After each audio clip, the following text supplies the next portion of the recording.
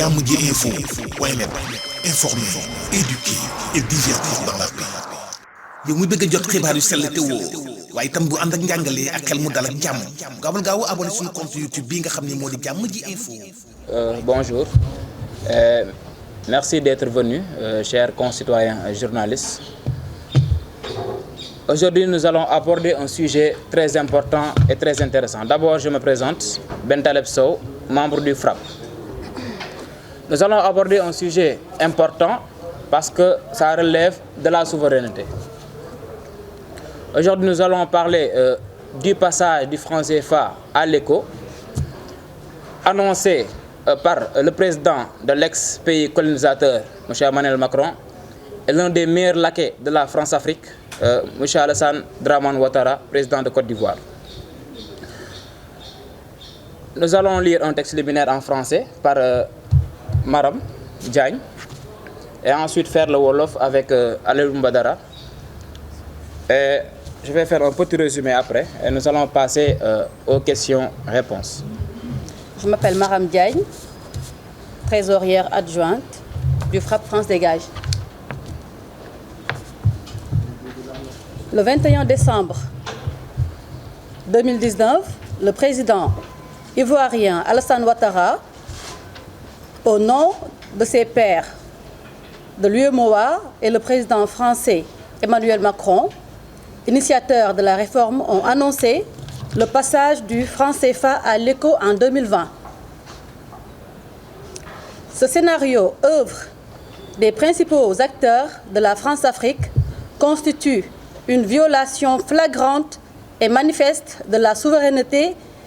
des États et du droit des peuples de disposer d'eux-mêmes, car les populations ne sont même pas impliquées.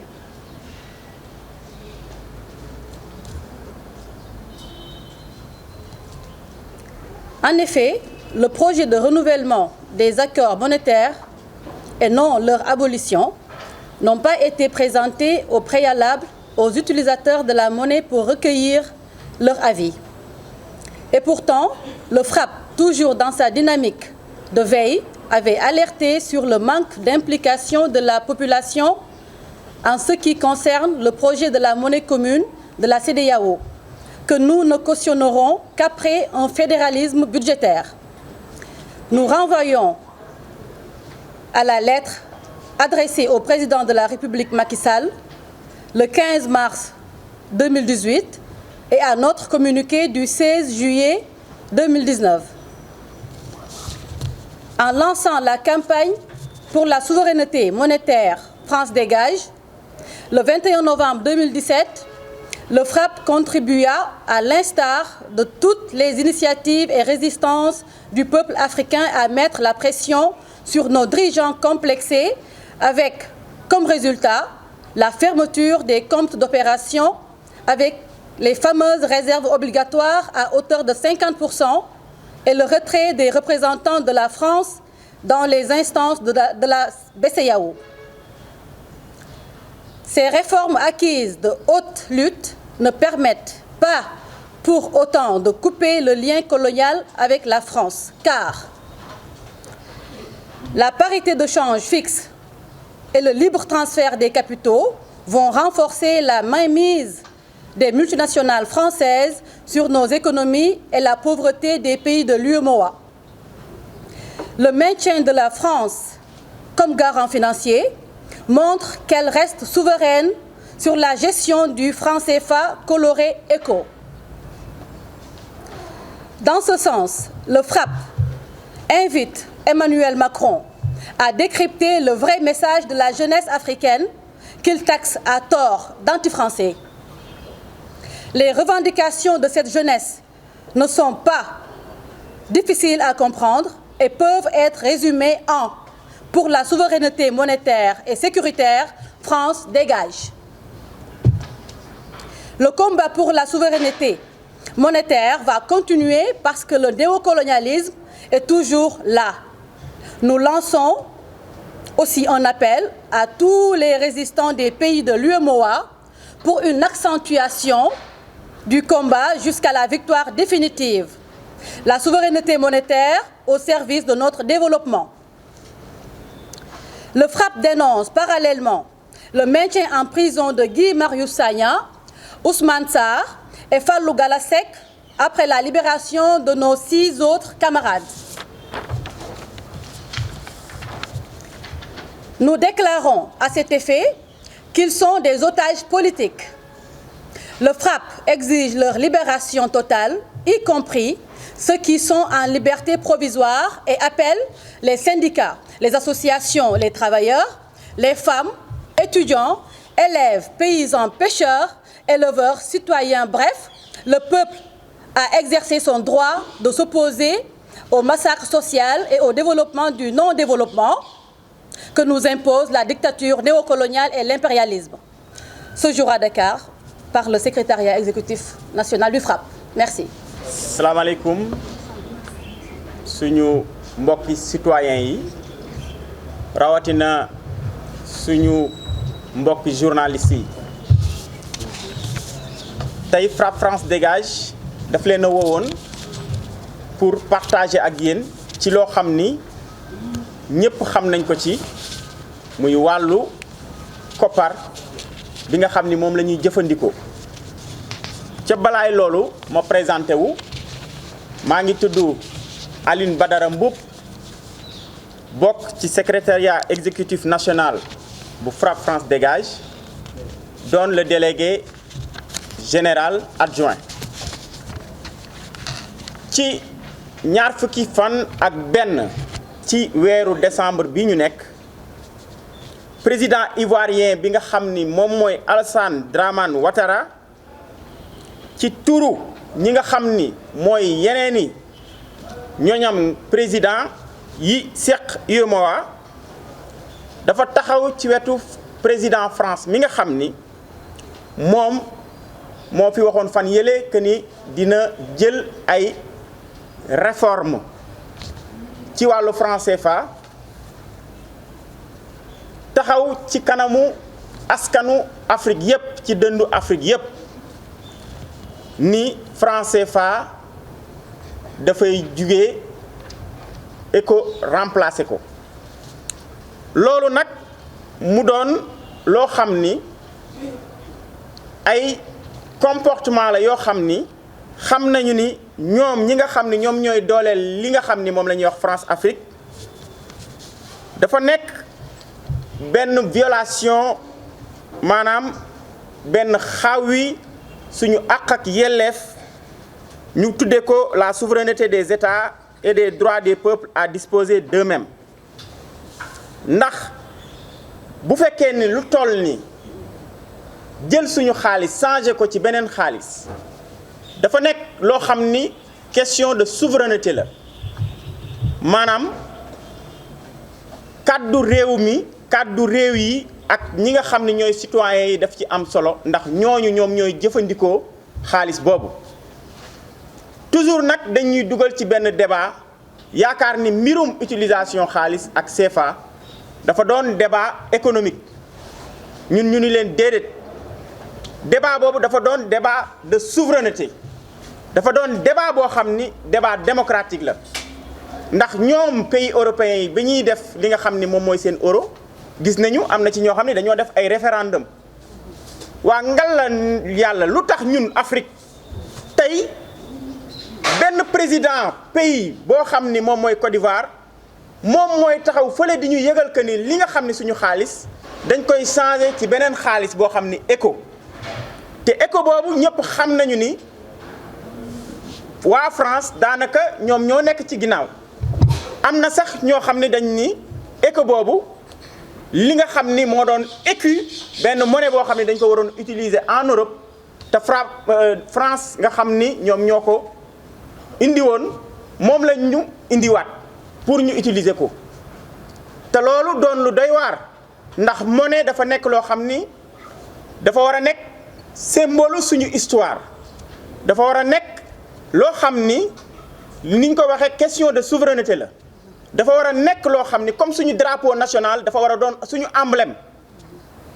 ñu jël benn dogal boo xam ni koo xam ni ci ay pays yu bari benn président taxaw fële ñu jéggu ko sax ñun ci benn rajo boo xam ni rajo française la que ñun dañoo war a soppi loolu. loolu nag dañu yaakaar ni yabaate mënu koo weesu dañu yaakaar ni yaafuus ak ñàkk fayda mënu koo weesu waaye loolu bettuñu ci ñi nga xam ni mooy suñu chef d'État yi nga xam ni fan yële dégg nañu ki nga xam ni moom mooy seen patron Macron convoqué woon na leen tout simplement ñuy wax ci yeneen i questions sécuritaires loolu nag FRAPP yàgg na cee artu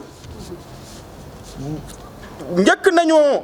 defoon benn mémorandum benn lettre boo xam ni dañ ko jébbaloon président de la République ci mars 2018 di wax artu Macky Sall ni ko question monnaie daf ko war a jébbal askan bi mu dem assemblée nationale mais fan yii dégg nañu sax ci marathon budgétaire bi am na ay député yu laaj ci yeneeni ministres yi ci wàllu monnaie boobu mais ba léegi indiwul ñu leen ci ay tontu FRAPP France Dégage defoon na fi aussi beneen conférence de presse mi ngi amoon le 16 juillet 2019 boobu aussi ñu ci artu di wax ni lii nga xam ni mooy ñëw maanaam ECO bi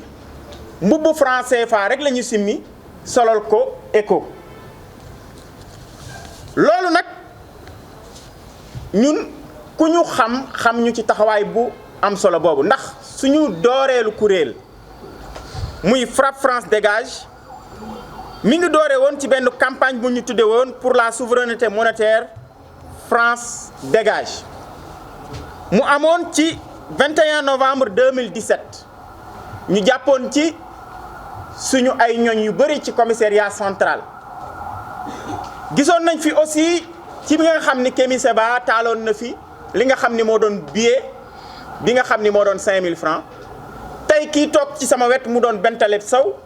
bokk ci membre FRAPP France Dégage dem na ci kaso chaque jour yéen a ngi dégg waa FRAPP France Dégage ñu ngi leen di jàpp ci question yu mel nii loolu nag du lenn lu dul wane tey que ni ñoom li nga xam ni tey maanaam ay réforme lañu du lu ñu may du loo xam ni cadeau de Noël la dafa nekk loo xam ni suñu taxawaay la ak suñu Pastef ci xeex bi ba tax na nag ñoom ñu bëgg a utiliser loolu bëgg ñoo indil yenn réforme yoo xam ni c'est en surface simplement c'est-à-dire réforme ci kaw pour di nga def li nga xam ni moom lay yenn xale yi di wax ay calmants mais loolu je pense que ñun xam nañ ko comprendre nañ ko ndax bu fekkee ni France dafa ni dafay jóge fi nga xam ni moom mooy instance yi nga xam ni mooy instance su BCEAO yi dootu ci toog te moom nga xam ni ba mu fa daan nekk dafa amoon lu ñuy wax droit de veto maanaam bu nee déet état yëpp bu ñu boolee nee waaw déetam mooy sut suñu waaw bu ñu nee li nga xam ni moom mooy compte d'opération yi te nga xam ni réserve yi fa doon nekk à hauteur de 50% moom da ciy dindi loxoom te aussi ñuy wax ni ñoom réserve yooyu tey même bu ci dindee loxoom amoon na ay réserve yu ñu dencoon moom ci gafakaam parce que ñun dañoo bëgg réserve yooyu ñu delloosi ko loolu nag du cadeau suñu xeex la ak suñu Pastef waaye malgré loolu dañu gis ni buumu njaam gi nga xam ni moo ñu boole ñun ak waa France ba léegi dakkul ndaxte ci booba am na li nga xam ni suñu monnaie maanaam ki nga xam ni moo koy garantir ba léegi France la li nga xam ni moom mooy parité bi nga xam ni fixe la par rapport ak euro kese je pense que loolu aussi dafa gën a dooleel buumu njaam waaye aussi dafay dolli à ce que ñoom seen entreprise yi seen multinationales yi dañuy continuer di guux suñu alal di ñu gën a dugal ci biir ndóol ñun ñi nga xam ni ñun ñooy utiliser monnaie boobu. leneen li nga xam ni tey moom mooy maintien de la France comme garantie financier loolu dafay wane ni question de souveraineté bi maanaam moom sa bopp gi ba léegi amul moo tax ñun ñu ni France gi dafa rek peinturaat franc CFA bi def ko éco moo tax suñu xeex tey lay gën a am Pastef suñu xeex tey lay gën a ñoŋ ñu xamal ki nga xam ni mooy Emmanuel Macron mi nga xam ni moom naam jàppoon nañu ni moom dégg na li nga xam ni mooy ñi nekk ci dëkku Afrique yi ak ndaw Afrique yi ñi ngi koy wax moom dafa mel ni message boobu jàpp ko ndax message boobu mu jàpp ni ñun bañeel gu ñu am ci waa France la déedéet message bi ñu koy lancé mooy ñun dañoo bëgg a moom suñu bopp ci wàllu économie ci wàllu monnaie ak ci wàllu sécurité moo tax ñu ni leen ñoom nañu génn ci biti ci suñu xaalis ak li nga xam ni moom mooy li nga xam ni mooy suñu ay souveraineté militaire ci loolu France dégage mi ngi woo ñi nga xam ni ay nawleem lañu te feeñ ci xeex bi trop te nekk fi nga xam ni mooy ci dëkk UEMOA yi te ñu xam leen ci seen Pastef ñu continuer taxaw tem ba nga xam ni li ñuy laaj mooy monnaie boo xam ni weccit woo xam ni ak koppar goo xam ni ñoo ko moomal suñu bopp ñoo ko gérer suñu bopp mu mën ñoo jariñ mën a duggaat suñu askan loolu mën a doon li nga xam ni lu am la ndaxte am na ci ñoo xam ni ñàkk nañ ci seeni bakkan ñu doon ñoo xam ne ay figure lañu ñu xam ci combat bi ñu leen di rendre hommage au passage ñenn ñi yéen a ngi dégg ku mel ni Kémi Séba tey ñi nga xam ni ñi ngi ko téye ki nga xam ni tey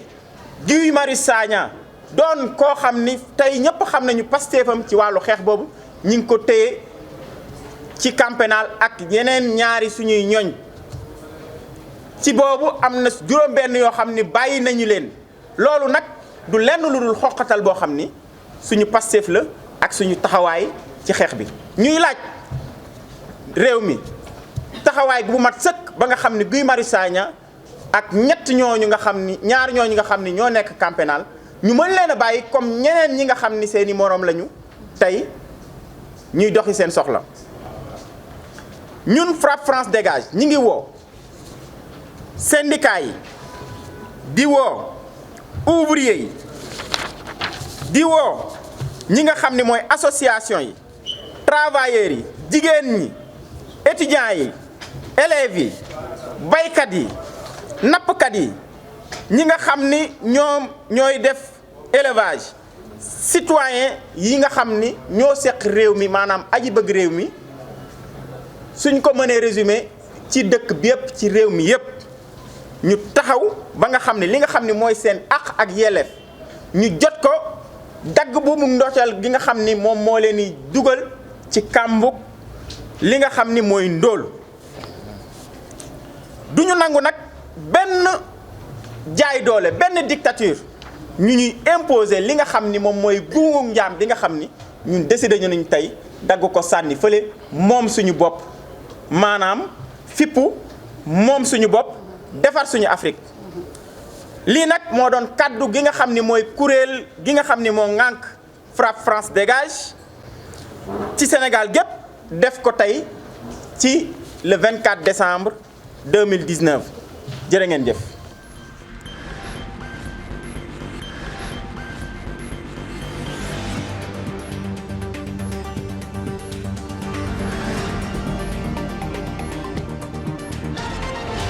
Jàmm ji info point net informer, éduquer et divertir dans la paix. yow mu bëgg a jot xibaar yu sell te woo waaye itam bu ànd ak njàngalee ak xel mu dal ak jàmm gaawal gaaw abonné suñu compte YouTube bii nga xam ne moo di Jàmm ji info point net.